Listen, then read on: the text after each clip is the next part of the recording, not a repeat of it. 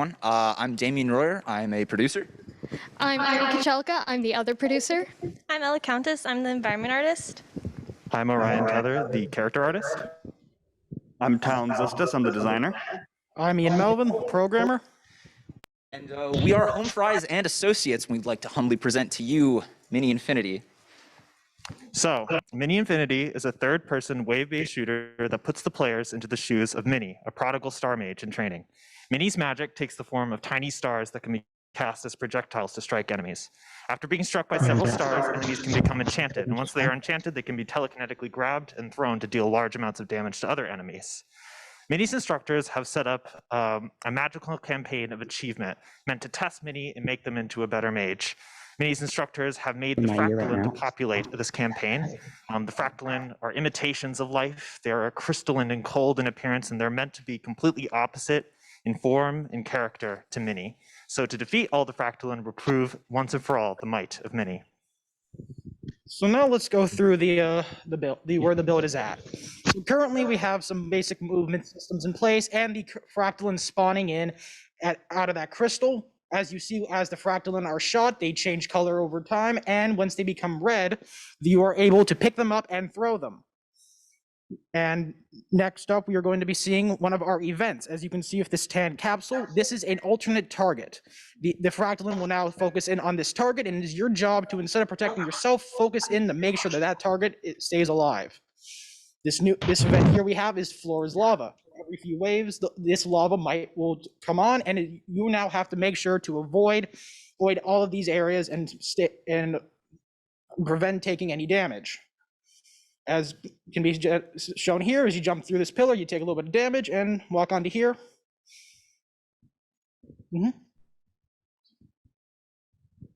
Yeah, so to break down some of the basic gameplay mechanics that we just saw in the build, so the basic attack Mini has in throwing stars, you may have noticed, doesn't deal any damage itself, but requires the player to really focus in on the picking up and throwing of enemies. We think this is useful for two reasons. First, it's a good reflection of Mini's character as a star mage in training, and being able to have to rely with the magic they know offhand to defeat these enemies. The second reason is to help provide a unique gameplay experience that differs from other third-place wave-based shooters. The second thing to mention are the enemies themselves. The basic fractal enemy we have in the build currently is a direct melee unit that will walk to its target and hit it. This is a really good introduction enemy for the player, as its consistency allows people to accurately anticipate its movements, which is great for players learning the rest of the gameplay mechanics on top of dealing with this enemy. Now, if the enemy hits the player one too many times, we can talk about the lost state.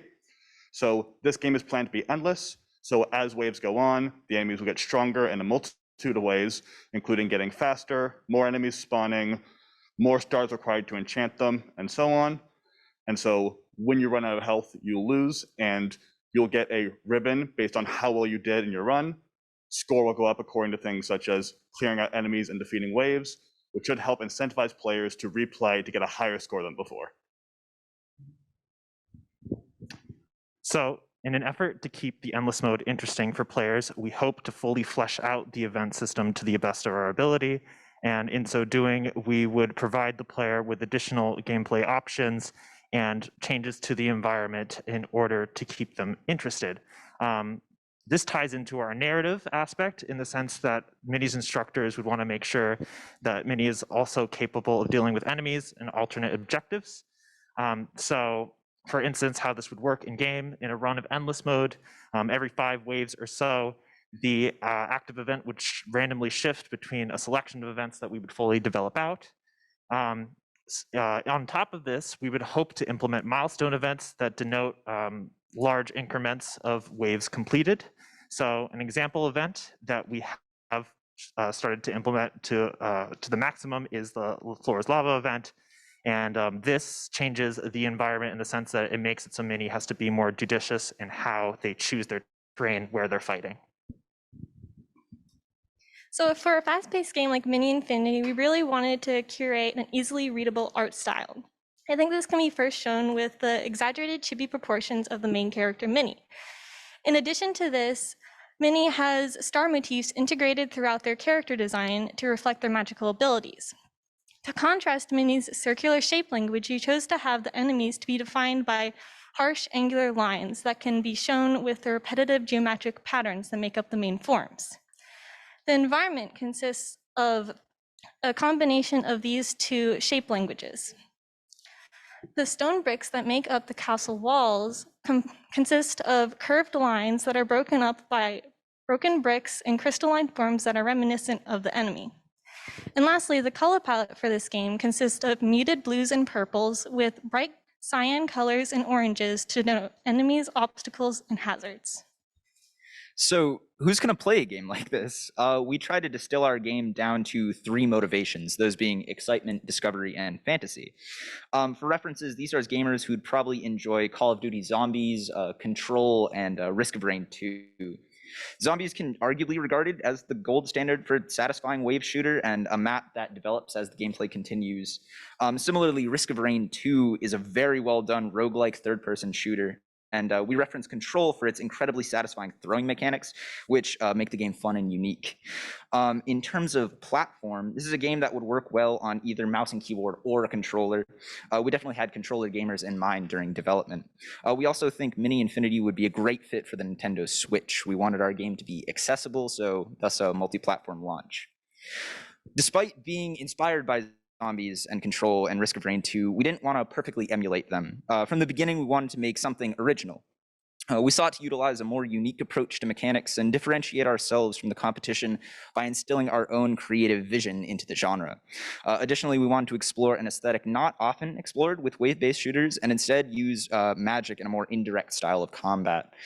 And so we arrive at the question that plagues game majors: is this all possible? We believe it is. Right now, we have our core mechanics in place, the rock upon which our game is built. Additionally, we have a fun, spellbinding visual direction that's not often explored in games, as I previously said. We believe our aesthetic informs the character of Mini, the world around them, and the mechanics of the game. Finally, we have a clear direction for future development, kind of encompassing mechanics, items, and art. And our list of desired implementations will help to define the game even further while still remaining within scope. And speaking of which, that's kind of a segue into. So for the future, we want to implement more systems that will allow for the player to continue to play without feeling like the game is getting kind of stale or they don't want to replay it that much. So first of all is, as Orion mentioned earlier, a fleshed out version of our event system. We want to implement more events. So these will come into 2 types. First of all, of our set events. So for example, say at like wave 50, this would be an event that would happen every single time you play the game, and you would go and save Mini's instructor from the enemies. There will also be random events. So every 5 waves, you will have a select event from a list of events that could happen. That way it always still feels like the game is fresh for people who have been playing for a while. Secondly, we want to implement relics. These will be very strong, very rare items. They will do large amounts of damage or crowd control, and this way it allows the player to take a break, kind of gather themselves, and then continue right back into gameplay, and then also like a new strategy of how to fight these enemies. Finally, we have the new enemy types. We only have 1 melee enemy right now, and we'd love to add more melee enemies as well as ranged enemies so that there is more way to play so you can fight these enemies in different ways. Finally, who do we actually need for this game? Our biggest request is that we absolutely need a 3D animator.